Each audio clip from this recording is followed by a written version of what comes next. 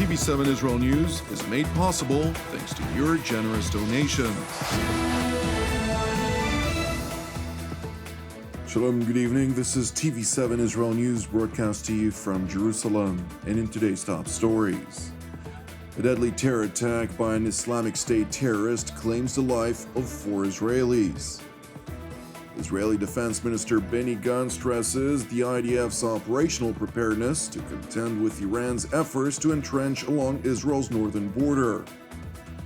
U.S. National Security Adviser Jake Sullivan asserts that unless a renewed deal with Iran verifiably curtails Tehran's quest for a nuclear weapon, an agreement will not materialize. A deadly terror attack plagued Israel's southern city of Beersheba yesterday when an Islamic State sympathizer murdered 4 Israelis and moderately wounded 2 others before armed civilians neutralized the terrorist, who subsequently died of his wounds. הגיע דיווח למוקד 100 של המשטרה על פיגוע. מדובר במחבל שהגיע בנסיעה מכיוון ציר 60. ביצע פיגוע רב-זירתי משולב. המפגע הגיע בנסיעה על ציר 60, דרס רוכב אופניים. לאחר מכן בתחנת דלק סונול דקר אישה ופצע אותה פצעים קשים. הוא הגיע בנסיעה למרכז המסחרי 1. כאן בשתי זירות שונות הוא דקר מספר אזרחים. לסיכומו של האירוע הזה יש לנו כאן בזירה 4 אזרחים ישראלים הרוגים, 2 נשים ו2 גברים ועוד 2 פצועים, והמחבל שביצע את הפיגוע ונורא גם הוא הרוג. The terrorist was subsequently identified as 34-year-old Muhammad Abu al-Kian, an Arab Israeli citizen of a southern Bedouin tribe that resides in the community of Hula. It was further revealed that Abu al-Kian, a former high school teacher, spent 4 years in prison for efforts to drum up local support for the Islamic State in 2015 and a failed attempt to leave Israel for the purpose of joining the ranks of the Islamic State in Syria.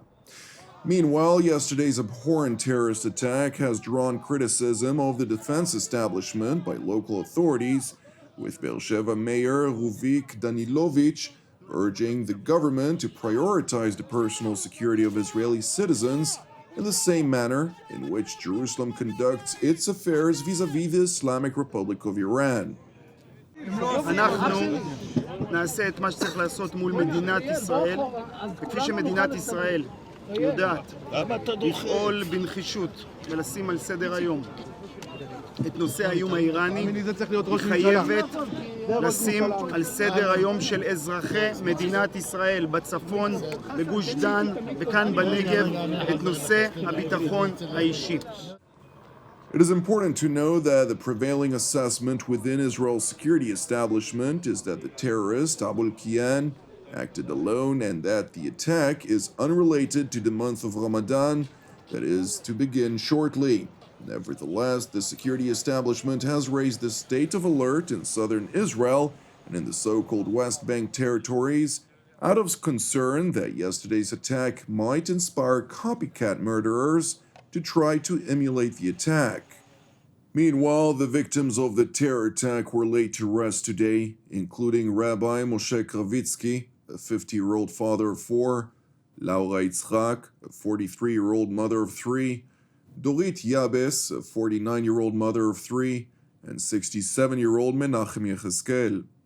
And while Jerusalem's leadership sent its deepest condolences to the families of the victims, Defense Minister Benny Gantz, who was on a tour of Israel's northern command during the deadly attack in the south, emphasized the defense establishment's resolve to ensure that anyone who encourages or supports the latest attacks against Israeli civilians will pay the price. Jerusalem's top defense official further noted, after meeting with the IDF's Alpinist unit on the peak of Mount Hermon, which is the highest mountain on the Israeli side of the Golan Heights, that the IDF continues to maintain a high level of preparedness in order to prevent Iran's entrenchment along Israel's northern border.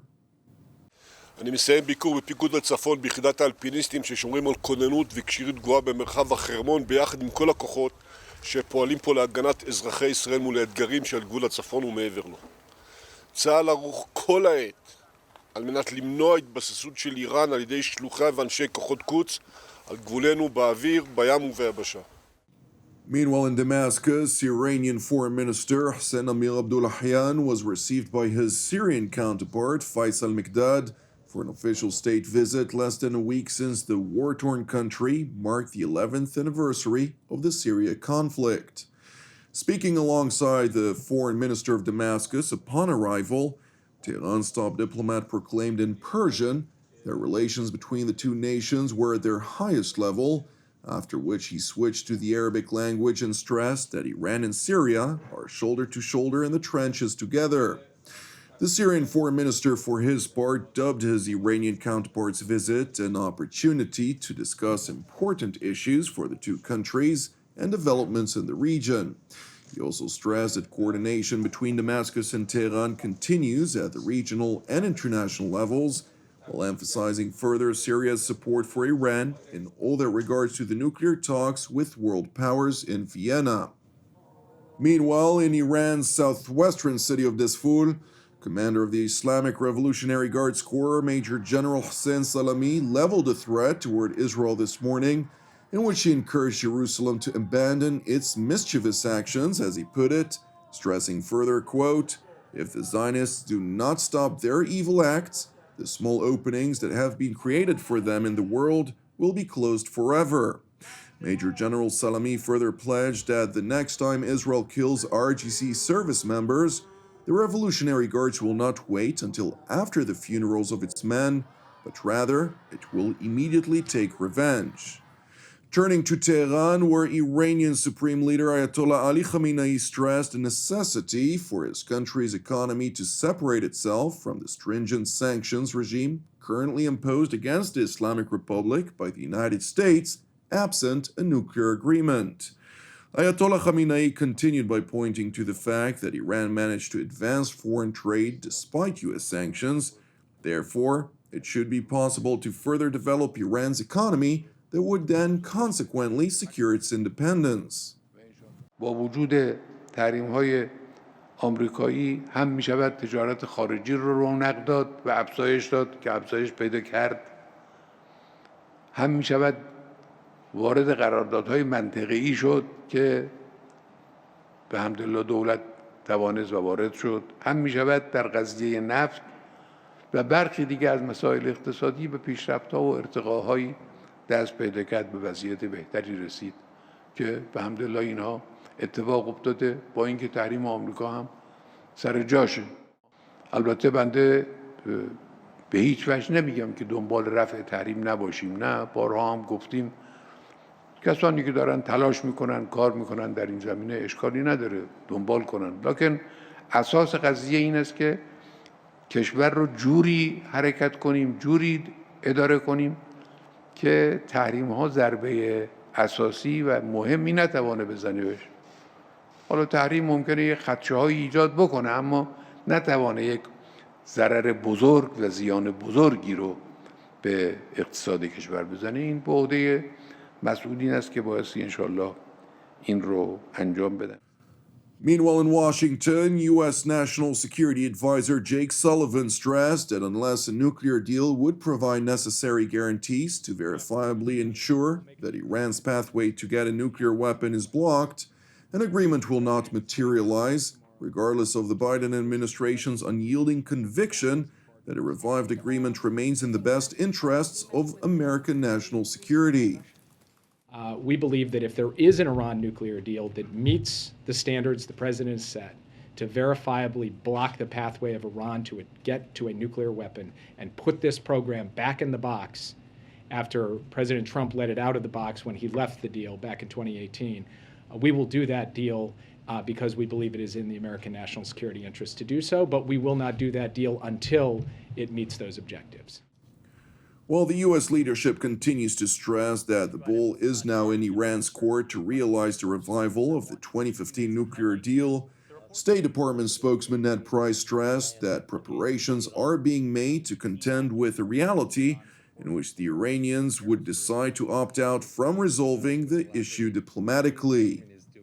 Well, we have always known since this process began last April that a mutual return to compliance was something that we deemed to be in our national interest, but we always knew it to be an uncertain proposition because, of course, it would take more than our effort to achieve it. It would take a willing partner on the Iranian side. And so the jury is still out as to whether we will be able to achieve a mutual return to compliance with the JCPOA. As I said yesterday, an agreement of this sort is neither imminent nor is it certain.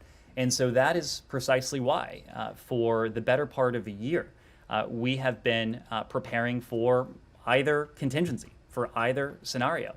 We've been doing this with our European allies who are part of the P5+1, in this case the E3 countries of France, Germany, and the UK. We've had these discussions with our Israeli partners, with our partners in the Gulf, and farther afield as well. So we have put a lot of planning and thought into this. For obvious reasons, we haven't detailed publicly what that might look like, but it is not for lack of planning on our part. Thank you for watching us.